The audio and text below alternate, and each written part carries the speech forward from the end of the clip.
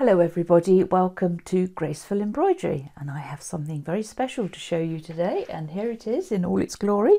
I've not turned it on.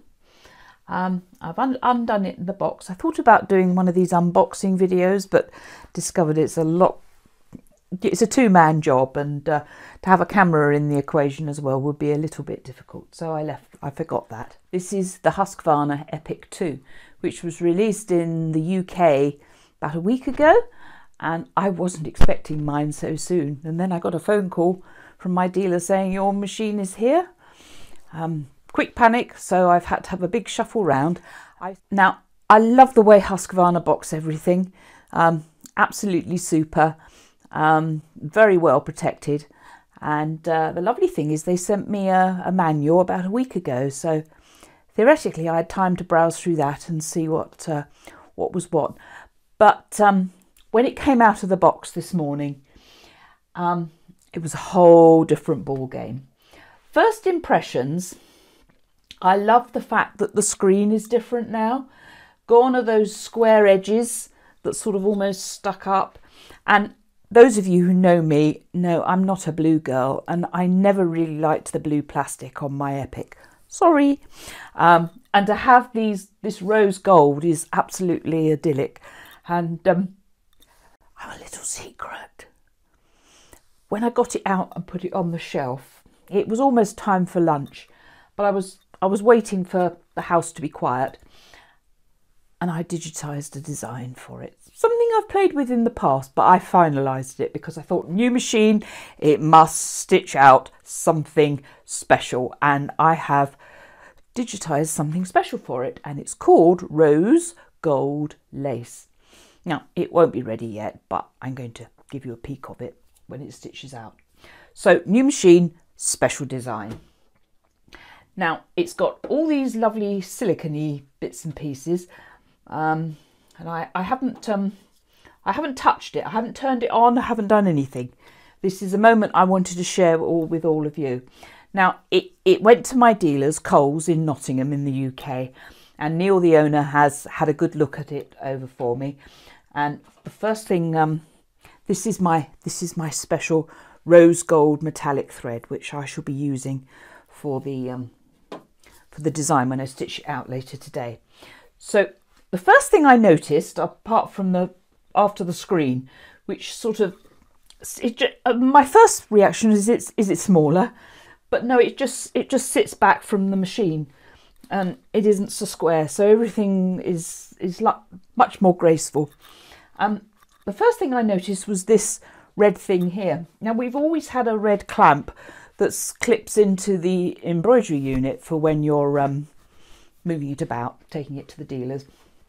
But this is the first time I've seen a red clamp down here. And so that just pulls away, and that's it there. And obviously this and the red clamp that goes in the embroidery unit are very important things to hold on to, and put this in place when you take your machine to classes or to a dealer's to have it serviced. So that's the clamp. Take that out. The first thing I did is I got my labels out. We've all been down this road of looking through our stuff and finding all these cables and labels and thinking, wonder what that belongs to. And because I've got two EPICs, the first thing I did is I labelled the cable, and I also labelled the foot pedal EPIC 2, so that I can distinguish them between the first EPIC, because it's best not to mix and match. Although I do have the special new foot for the EPIC 2, so I won't be using the plain one, I doubt. So that was the first thing I did a little bit of labelling. Now, I know that Neil at Coles has checked the machine over for me, and I'm hoping, I've noticed on the Facebook group for this machine that there was an update to do, but I'm sure that Neil has done that for me. So that takes that up. So let's have a... Oh, how does that... Oh, it's another piece of very thick tape round the side here.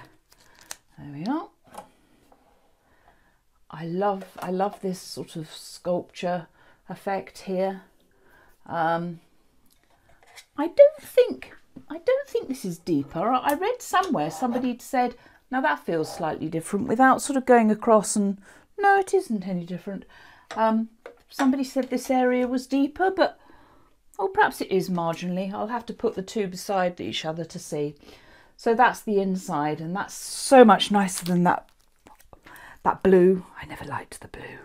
And so when I saw that Husqvarna were bringing out these machines and you had the opportunity to choose the colour you wanted, there's a green and a blue, and then there's a really jazzy sort of pink. But rose gold was definitely my choice. And I don't think the colours have been available in the UK here, perhaps in America, but not here. Now, the other thing here is we've got a nice big silicone thing here sitting across. I'll take that off.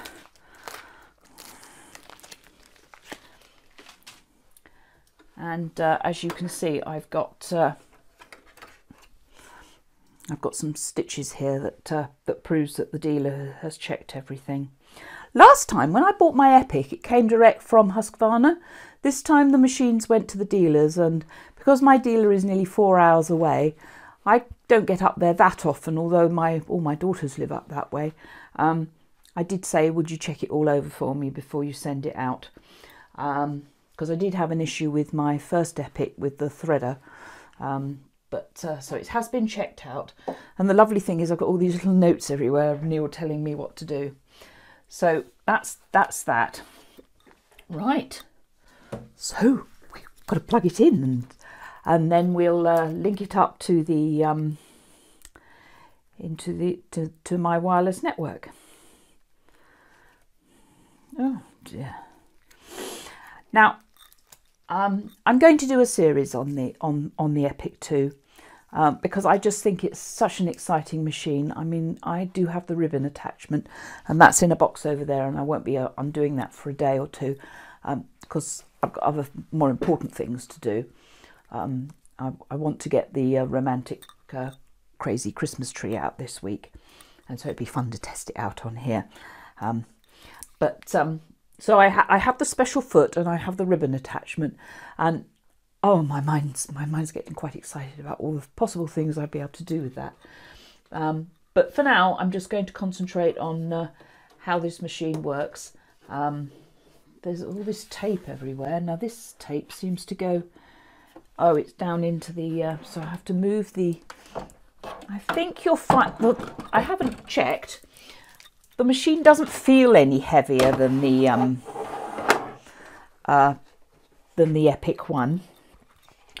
This is the toolbox. Now I don't use the toolbox on my first EPIC because you've got a lovely big embroidery arm here, so you can shove it out of the way, and so there's no need to go in here. But I'll just show you if I can get this tape off.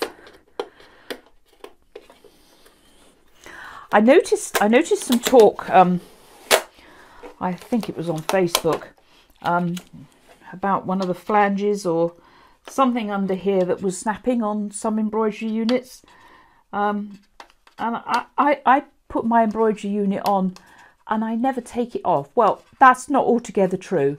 If my machine is playing up or has been knocked, I sometimes just release it and pull it back an inch and push it back in again. But I don't, because it's got a nice big sewing area, there's no need to remove it. And my theory was, you know, the less you do with it, the more likely for things to go wrong. So we have a cabinet here at the top, and I believe in the manual it showed where everything went. So I confess that I don't keep my stuff in here. I just have a nice big rectangular box that I keep everything in, because I couldn't put everything in last time, to be absolutely honest. I do like this this holder here for your bobbins, because you can actually take it out. I can't see a place for needles. No, so they used to have tiny little holes that you could drop the needles in, but probably not the best way to keep your needles. But anyway, that's the the only time I use this is when I'm taking the machine to my dealer. And obviously I put it back on here because it helps the whole machine sit nicely in my trolley bag for it all. So that's the box. I'm just going to pop that over here. Now the thing I noticed, that this is a little bit different here. I think there are more grids here, and they are actually in, you've got lots of measurements here, and they're in metric and imperial. Just looks a bit different, and there are also measurements on the lid that goes over the bobbin area. So let's bring it to life. Right, I'm going to turn it on, see what happens. Nice bright light. It's the first thing I notice, and the screen's coming up EPIC 2. Now, I don't name my machines. I don't give them names as such. My other one is actually called, well, it's got Graceful on the screen. I haven't decided whether to give this one a name. Can't call it embroidery really, but that'll be something I have to think about. I love the I love all the lights and the colours. They all look really nice, and I seem to have rather a lot of oh, it's singing to me. Looks like I've knocked the bobbin winder. Let's turn that off. The screen is a lot clearer than it was on my other machine. I brought the camera around this side so you can see the screen. I don't know what the pixels are on here, but it definitely looks a lot clearer. And the first thing it asks you to do is to sign into your Sonet account. Now, if you've not had an EPIC before, or a Husqvarna machine, and you've not used that, then you've obviously got to create it. But I'm going to sign in. Now, my first reaction to that was that the screen is a lot more responsive. I'm going to add the particulars and log in and then come back. Right, I've signed into my wireless network, and immediately told me there was a firmware update to do. So that's what it's doing at the moment. The screen is a lot brighter and clearer, and I do believe it is more responsive. But then it should be really, because the EPIC is 3 years old now, and technology has moved forward in those 3 years. So it's doing a firmware update at the moment. So when that is done, I'll come back.